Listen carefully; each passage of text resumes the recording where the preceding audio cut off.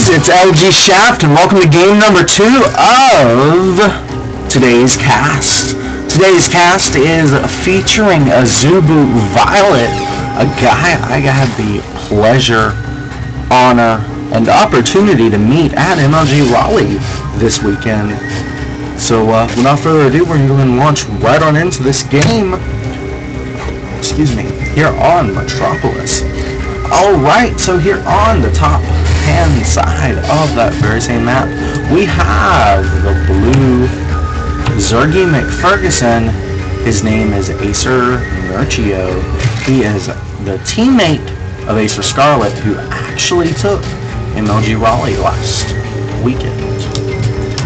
And here on the left hand side of the map in the red Zerg trunks, we have Violet from Team Azubu.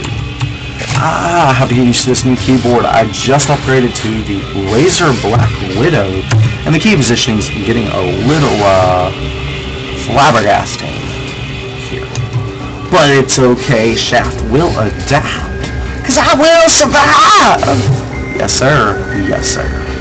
Alrighty, that being said now guys, we do have AcerNerchio sending his Overlord right into the main of Violet. Seeing that there is no pull down, they will both be going for that fast hatch build that players love oh so much these days. Alright, now neither player are electing. Oh, there we go, we have the gas coming now for Violet, whereas Nerchio has got his pull up quite a few seconds earlier. That is about 12 seconds. It won't translate into too terribly much up until the point that players get their speed. The fact is, AZUBUViolet has his will have his speed a lot quicker than Nerchio. That link speed will play an important role in deciding who is the aggressor, who is the defender. There's little point in getting link speed if you plan to be defensive. So Violet going to turn on the heat early on in this game. There is a 16 or so second difference in link speed, which, with both players on the same economy, could definitely turn to Violet's favor, but may not necessarily. Violet is actually laying down a spine collar, his opponent is not. So Violet actually taking the defensive route here, which is definitely contrary to what the standard metagame would say he should do. We do have Nerchio making 10 lings, whereas Violet is making only 4. I think Violet may be playing more the player than the game, as Nerchio is known for his ridiculous aggressive styles in pretty much all matchups.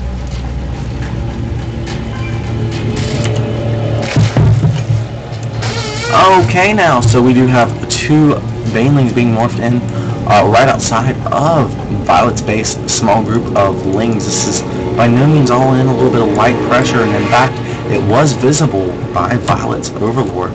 So Violet is actually being forced to make a lot of units to defend against this, and Nerchio is just pulling right on back to safety. I liked this decision as he is also taking the Zelnaga towers behind this. Okay.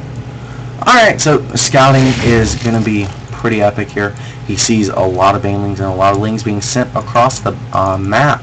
In fact, there are 5 Banelings being sent unescorted, so individual lings would have really no problem picking these off one at a time. But here are the ling reinforcements as Violet moves across the map. Nerchio is going to have to be very careful to play this just right in order to hold this hatchery. Violet, of course, has not even begun his own, as he really wants that spire. His opponent, of course, going for roaches and roach upgrades, which will prove pretty interesting once Nerchio has enough Mutalisks on the field. Now, here we go, this hatchery about half HP, and there's very little that Nerchio can do. He's sending in these Banelings, but he gets a couple of good hits here, but actually the roaches are going to be here to save this, as the ling's trying to do as much damage as possible. Looks like he's also going to lose an Overlord, but yeah, this hatchery is going to stay alive. That's pretty awesome, but he's going to get these 3 lings out as well, so it's not too bad here for Violet. Even though he lost a lot of units there for a little gain, he will be able to get his own hatch up as well. his opponent's being forced to make a lot more roaches than perhaps he wanted. And again, this is buying a lot of time for Violet to get this fire up. More lings being sent in now. He wants to keep the pressure turned up so that Nerchio does not have the opportunity to do some kind of roach timing that would ultimately be the downfall of the Mutalisk style that Violet is employing. Now the German was a little bit vulnerable there, but he chose to target down the queen. That will directly affect the production of Violet. Kills another queen. He's targeting down a third one, but will he get it before the roaches kill off his lings? No! Shut down. But that's okay. The queens are soft enough for the Mutalisks moving across the map. And as the roaches are moving across the other side, Violet has to be feeling pretty good about his odds here. Scorecards are partway done, but again, he is killing off queens, which means he is directly killing off the production of his opponent, who is actually only a couple of supply ahead of him, but that could change drastically with a few missed injects. Okay, Violet is choosing to spread his creep, would generate creep from the overlords, as well making a macro hatch, but he does not have a lot of static defense, and it looks like he may lose his own third base. Nerchio, of course, has just lost his own. He's rebuilding it now. Violet about to lose his. This is really an interesting topic in ZVZ, because each player has to take this third, or else they're going to be epically behind if their opponent gets their own. But at some point, your opponent will be able to just kill it if he plays correctly. Now, we do have a small engagement here, Roach versus Roach Muta, and Violet taking a decisive lead here. Nerchio would not have been able to escape with the lives of those roaches, so it's actually really smart for him to go ahead and trade the roaches for his opponent's roaches. He may not be able to do very much about those Mutalisks, but at least the roach count of his opponent will be a little bit lower. He's going to lose an overlord here. Nerchio might get a supply cap here in the future. His production is constantly being targeted here. First the queens, now the overlords. He's going to be really careful not to let this keep happening.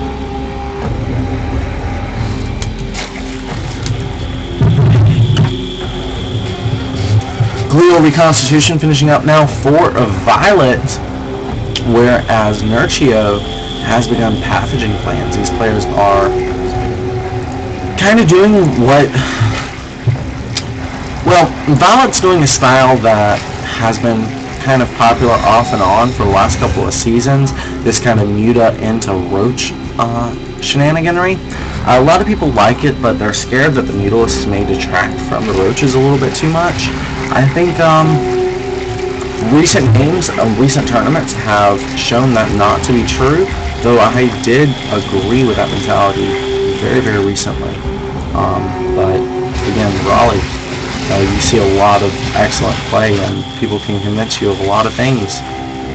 True story, bro. True story. Alright, Violet about a third of the way through that Roach upgrade we were talking about.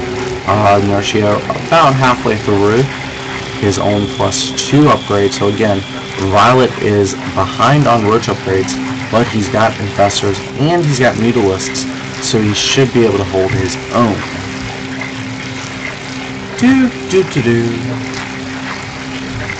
Alrighty, both players are just making drones. We've got Nerchio actually a little bit behind on the harvester count, 11 harvesters behind. That can translate into quite a few roaches. In fact, Nerchio is 15 supply behind all in all. So he's both behind on economy and on army, which is not really a good place to be. Fourth base being taken now for Nerchio. That is a wise decision. It's going to be one of his only methods of getting back into this game. But Violet's taking his own fourth, so it's still going to put pressure on Nerchio to be the aggressor. Sounds like we've got some more Mutalisks popping out from that little sound effect, as well as 8 Hydras on the way for Violet. He's getting good spine, so he plans to be using these Hydras for quite some time, as well as the +2 upgrade on the way now. And Burrow. This guy is really maxing out on upgrades. He's not worried too much about creep spread. He's just using the creep from his overlords. Interesting little tactic. Not something you see players doing a lot. It's a lot of micro, a lot of APM just to get that stuff right. A lot of people just don't think it's worth that attention to detail. It could be spent elsewhere. I'm not really sure which ballpark I fall into, but I find both points of view rather interesting. So in this stage of the game, we have a little bit of a lull. But Violet said, "Nah, I don't like things to get boring. I'm just gonna make a Nidus worm." Okay, Nidus worm sounds good to me. I'm not really sure where he's gonna put it. He's got overlords in pretty decent positions.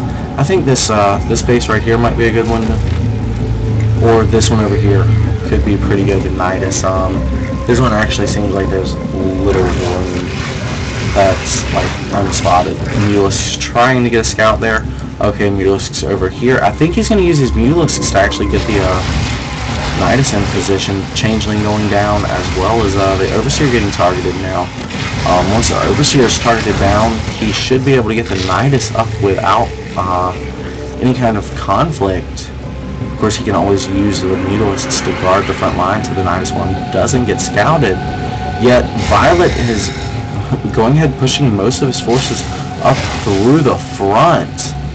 I'm not really sure why he got the Nidus one. He's not using it per se. Okay. Well, either way, he's getting some pretty decent fungals on his opponent's infestors.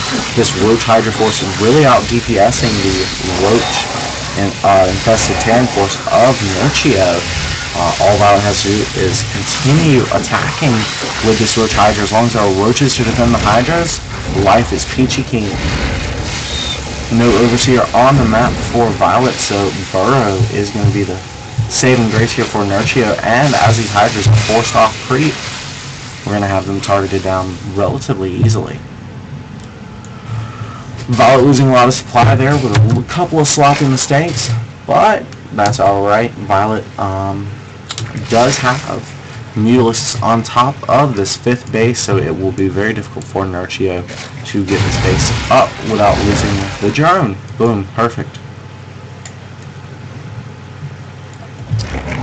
And I really like the way he uses the Mutalisks to contain his opponent like that.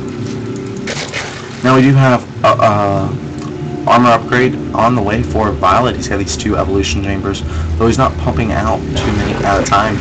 Though he is pumping out 10 spine collars. Now that's gonna make him super safe to go right on into that Broodlord tech. His opponent's getting Broodlords at exactly the same time though, and his opponent also getting a 2nd Spire.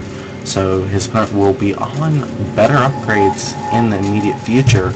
Bot's gonna have to go ahead and attack right now and end this, else he could fall way behind.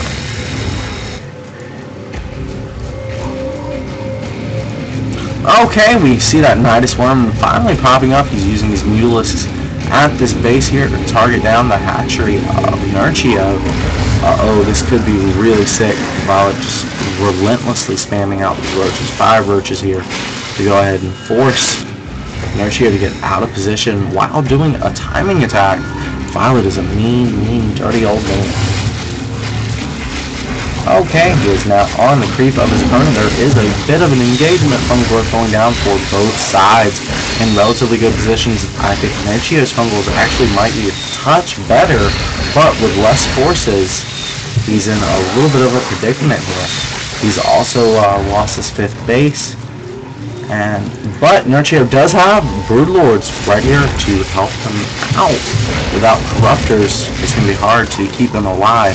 But I think just a couple of queens will be all it takes to make a major difference. Actually, Nerchio throwing his infestors right into the Hydralisk lines of the Red Zerg. Not the best decision right there. That could actually cost you the game, as the Solon Zerg sends a bunch more swarm stuff right on across to his opponent. Infested Terran being super annoying in the main of Nerchio. Nerchio having a hard time dealing with the constant pressure and harassment his opponent throws at him. 2-1 upgrades now on Violet. Let's shake his opponents out. 2-1 as well. That's awesome. Now here we go, Nerchio with those 5 Broodlords. I'm getting a little bit worried right now for Violet, as he doesn't really have any Broodlords or anything like that of his own.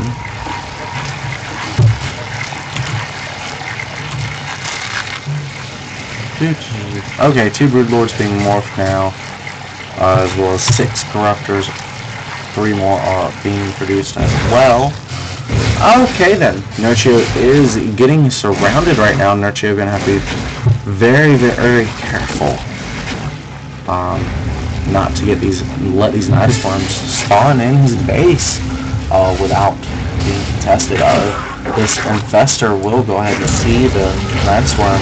The roaches are going to be sent out before the Nidus worm can get killed off. The infested then not quite having enough time to spawn, but the Nidus worm does go down. Yet there's a little answer here for the roaches in the main of Nerchio.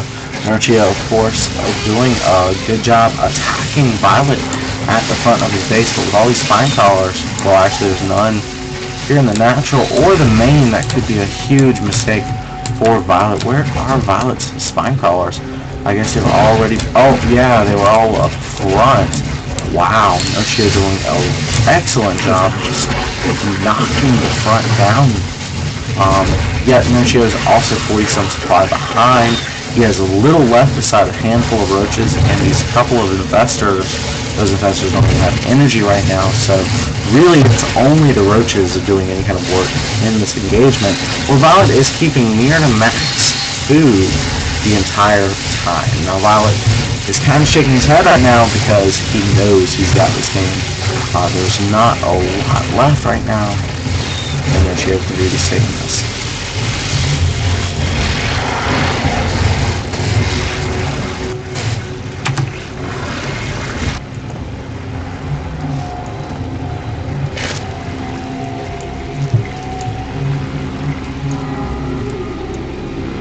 These guys are trying to negotiate a diplomatic victory, you know, at the United Nations, no weapons of mass destruction kind of thing. But it's not going to work. Here we go. The roaches are attacking other roaches, prepping for that nuclear winter. Nerchio is still about 50 supply behind his opponent. He's never going to manage to actually reach that supply if his opponent just keeps forcing the engagement like he is. In fact, Nerchio goes ahead, drops the GG as he becomes well aware of that fact. Guys, it's been a really awesome evening. I'm glad you tuned in. We've watched some great games, and I've got even more picked out that I'm going to try to do over the next couple of days, so please stay tuned in. Thanks for tuning in. It's Shaft. Good night.